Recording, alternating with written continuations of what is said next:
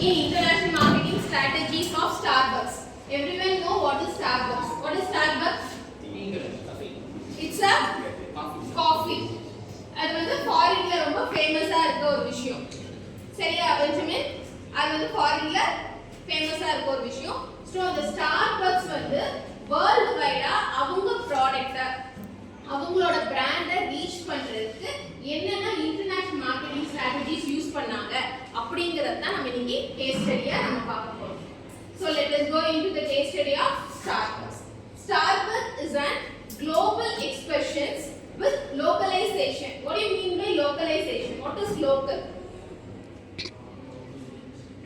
Local is nothing but அந்த particular segment or area க்கு தகுந்த மாதிரி சில விஷயங்களை கொண்டு வருது. எல்லா இடத்துலயும் Coca-Cola கிடைக்குது. ஆமாவா இல்லையா? We get cool soft drinks of Coca-Cola or Pepsi everywhere.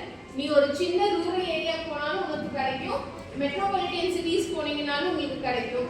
ஆனா சில இடத்துல பாத்தீங்கன்னா அந்த பர்టిక్యులர் ரீஜனுக்கு எந்த மாதிரி அதை சேல் பண்ணா அவங்களுக்கு யூஸ் ஆகும். நீ போய் ஒரு ரொம்ப ரூரல் ஏரியால போயிட்டு ஒரு 5 லிட்டர் கேன் வந்து சேல் கொண்டு போய் நீ லாட்டா வச்சீனா அங்க சேல் ஆகுமா? ஆகாது. ஏன்னா ரூரல் ஏரியாஸ்ல வந்து அந்த மாதிரி சாஃப்ட் ட்ரிங்க்ஸ் அதிகமா குடிக்க மாட்டாங்க. சோ அந்த மாதிரி ஏரியாஸ்ல எல்லாம் பாத்தீங்கன்னா இந்த 10 ரூபீஸ் பாட்டில்ஸ் இருக்கும். பெட் பாட்டில்ஸ்னு சொல்லுவாங்க. பாத்துக்கிங்களா? சின்னதா தான் இருக்கும். அது வந்து 5 ரூபீஸ் or 10 ரூபீஸ் அந்த மாதிரி பெட் பாட்டில்ஸ் வந்து அங்க சேல் வைப்பாங்க. இதே மெட்ரோபாலிட்டன் சிட்டிஸ் அந்த மாதிரி பிளேसेसலாம் போனீங்கன்னா we will have 2 liters of bottles. இல்லையா? அதே மாதிரி நீ வந்து எந்த பீவரேஜஸ் கடைக்கு போய் நீங்க எது வாங்குறீங்கனாலும் அவங்க ஒரு கோக் ஒரு டம்ளர்ல தருவாங்க. இல்லையா? KFC கோ மெக்டொனால்ட்ஸ் கோ எந்த மாதிரி இதுக்கு போனீங்கனாலும் அதுல ஒரு பீவரேஜஸ் சாஃப்ட் ட்ரிங்க்ஸா அதை ஆட் பண்ணி தருவாங்க. இது வந்து மெட்ரோபாலிட்டன் சிட்டியோட கல்ச்சர். ரூரல் அது நடக்குமா? நடக்காது. சோ ஸ்டார்பக்ஸோட மெயின் ஸ்ட்ராட்டஜி அவங்க ஃபாலோ பண்ணது என்னன்னா அவங்க எந்த இடத்துல அந்த ப்ராடக்ட்டை ஓபன் பண்றாங்களோ அவங்க ஷாப்பை ஓபன் பண்றாங்களோ அங்க லோக்கல் கஸ்டமர்ஸ்க்கு அது எப்படி கொடுத்தா ரீச் ஆகும் அப்படிங்கிற விஷயத்தை வந்து தான் ஃபர்ஸ்ட் பாயிண்டா அவங்க ஹோல்ட் பண்ணி வச்சிருக்காங்க. சோ குளோபலைசேஷனா இருந்தாலும் they go with the localization of the places. அதுதான் அவங்களோட மெயின் ஃபர்ஸ்ட் பாயிண்ட். அதே மாதிரி கன்சிஸ்டன்ட்டா அவங்களோட பிராண்ட் ஐடென்டிட்டியை எல்லா மார்க்கெட்லயும் அவங்க வச்சிருந்தாங்க. ஏன்னா ஸ்டார்பக்ஸ் அப்படிங்கிறது வந்து இப்ப பாத்தீங்க அப்படின்னா எப்படி போன்ல வந்து ஐபோனுக்கு வந்து ஹையஸ்ட் ஒரு ஸ்டேட்டஸ் இருக்கோ அந்த மாதிரி காஃபி பீவரேஜஸ் ட்ரிங்க்ஸ்ல பாத்தீங்க அப்படின்னா ஸ்டார்பக்ஸ் அப்படிங்கிறதுக்கு ஒரு தனி பிராண்ட் அண்ட் ஒரு ஸ்டேட்டஸ் இருக்கு. அவங்க அதுல எந்த இடத்துலயுமே காம்ப்ரமைஸ் ஆகாம எல்லா இடத்துலயும் அவங்க மார்க்கெட்டிங்ல வந்து same quantity or quality of branding வந்து யூஸ் பண்ணாங்க. ஓகே, the next point பார்த்தீங்க அப்படின்னா அவங்க என்ன என்ட்ரி ஸ்டேஜ் கொடுத்தாங்க அப்படின்னு பாத்தீங்கன்னா ஃபர்ஸ்ட் அவங்க இந்தியால என்ட்ரி ஆன இயர் வந்து 2012. அவங்க எப்போ என்ட்ரி ஆயிருக்காங்க? 2012 என்ட்ரி ஆயிருக்காங்க. என்ட்ரி ஆகும்போது அவங்க எப்படி ஒரு பார்ட்னர்ஷிப் போட்டிருக்காங்கன்னு பாத்தீங்கன்னா 50-50%. அதாவது 50% ஸ்டார்ட் வந்து யார் கூட அவங்க வெஞ்சர் வச்சிருக்காங்க? டாடா குளோபல் பீவரேஜஸ் அப்படிங்கறவங்க கூட வந்து அவங்க வந்து வெஞ்சர் போட்டுருக்காங்க. சோ எடுத்தனே 100% அவங்க அங்க கொடுக்காம 50% அவங்களோட இன்வெஸ்ட்மென்ட் கூட ஆல்ரெடி யார் வந்து அந்த இடத்துல அந்த இந்தியால வந்து ரொம்ப ஃபேமஸா இருக்காங்க. டாடா ப்ராடக்ட்ஸ் வந்து ரொம்ப ஃபேமஸா இருக்குது. அவங்களோட பீவரேஜஸ் கூட 50% வெஞ்சர் போட்டு 2012ல இந்தியால என்டர் ஆகுறாங்க. அதுக்கப்புறம் அவங்க அந்த இந்தியால வந்தோடனே அவங்க என்ன அவங்களுக்கு யார் லோக்கல்ல அவங்களுக்கு ஹெல்ப் பண்ற மாதிரி இருக்கா? டாடா குரூப்ஸ். சோ அவங்க லோக்கல் பார்ட்னர் வச்சு அவங்களோட கல்ச்சர் என்ன, அவங்களோட ரெகுலாரிட்டி என்ன, அவங்களுக்கு எங்க இருந்தெல்லாம் சோர்சிங் சப்போர்ட் கிடைக்கும், இந்த மாதிரி விஷயங்கள் எல்லாத்தையும் அவங்க கெயின் பண்ணாங்க. எதனால நமக்கு எப்பவுமே எங்க போனாலும் ஒரு லோக்கல் பர்சனோட கைடன்ஸ் தேவைப்படுது. டூர் போற அங்க எதுக்கு உங்களுக்கு கைடுன்னு ஒருத்தர் வராங்க? சோ அந்த லோக்கல் பர்சனுக்கு தான் தெரியும் பர்టిక్యులர் பிளேसेस என்னென்ன இருக்கும், எந்த விஷயம் எங்க கிடைக்கும் கிடைக்காது அப்படிங்கிறது. இது நார்மலா நம்ம டூர் போகும்போது நம்ம யூஸ் பண்றோம். அதே தான் இந்த மார்க்கெட்லயும் அவங்க யூஸ் பண்ணிருக்காங்க.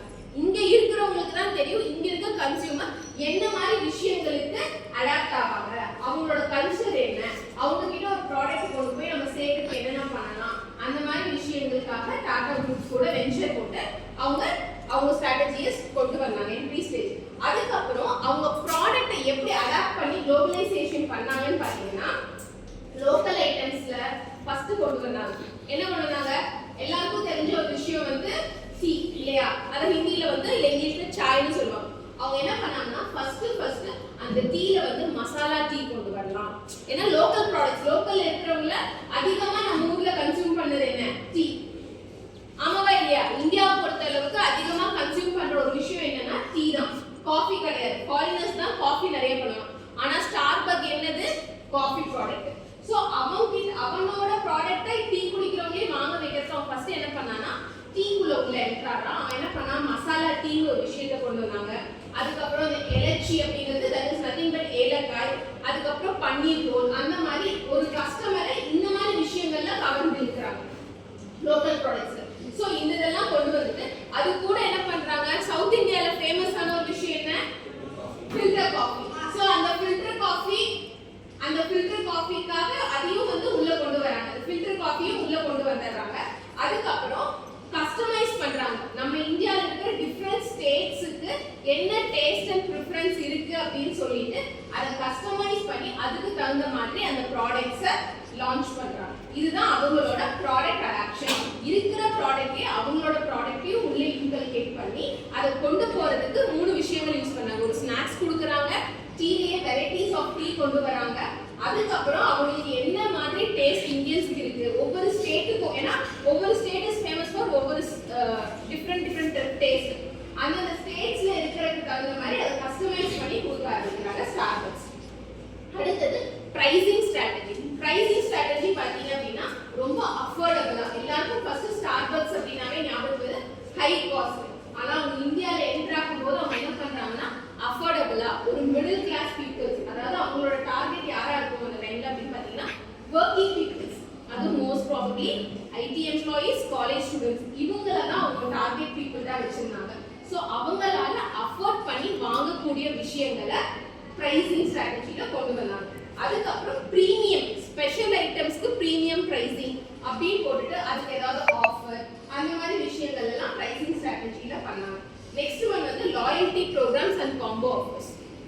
காம்போ ஆஃபர்ஸ் எல்லாருக்குமே நல்லா தெரிஞ்ச ஒரு விஷயம். நீங்க ஏதோ ஒரு பர்டிகுலர் ப்ராடக்ட் வாங்குறீங்கன்னா அதுக்கு புதுசா லான்ச் பண்ற ப்ராடக்ட்டை காம்போ ஆஃபரா கொடுப்பாங்க. அதுதான் ஸ்டார்பக்ஸும் பண்ணாங்க. புரிஞ்சுதா? நெக்ஸ்ட் ஒன் வந்து ப்ரமோஷன் ஸ்ட்ராட்டஜி. அவங்களோட ப்ரமோஷன் எப்படி கொண்டு போனாங்கன்னு பாத்தீங்கன்னா full of digital marketing. What I mean by digital marketing?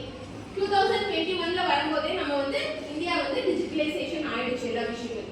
So நமக்கு ஆல்ரெடி சோஷியல் மீடியா எல்லாருக்குமே பழக்கமான ஒரு விஷயம் தான். சோ இன்ஸ்டாகிராம், ஃபேஸ்புக், ட்விட்டர் இந்த மாதிரி எல்லா விஷயங்களையும் வந்து அவங்களோட அட்வர்டைஸ்மெண்ட்டை நிறைய கொண்டு வர ஆரம்பிச்சாங்க. அதுக்கப்புறம் இன்டீரியர்ஸ் ஒரு சின்ன இடத்துல வந்து ஷாப்ஸ் மாதிரி ஓபன் பண்ண ஆரம்பிச்சாங்க. ஓபன் பண்ணி இன்டீரியர் மூலமா எல்லாரையும் கவர ஆரம்பிச்சாங்க. அதாவது ஒரு என்ன கடைசியில் எப்படி கொண்டு வந்தாங்கன்னா ஒரு ஸ்டூடெண்டோ இல்ல ஒரு கொலீகோ போய் ஒரு இடத்துல உட்கார்ந்து ஸ்டார்பக்ஸ்ல காஃபி குடிச்சிட்டு சொன்னா அவனோட ஸ்டேட்டஸ் ஒரு படி மேல. ஐபோன் வச்சிருக்கோம் எப்படி சொல்லுவாங்க, இந்த ஐபோன் இருக்கு அப்படின்னு ஒரு ஸ்டேட்டஸ் சொல்லுவாங்க இல்லையா?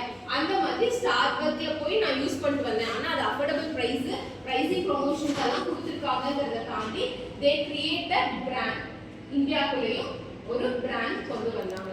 These are the marketing strategies of Starbucks. Thank you.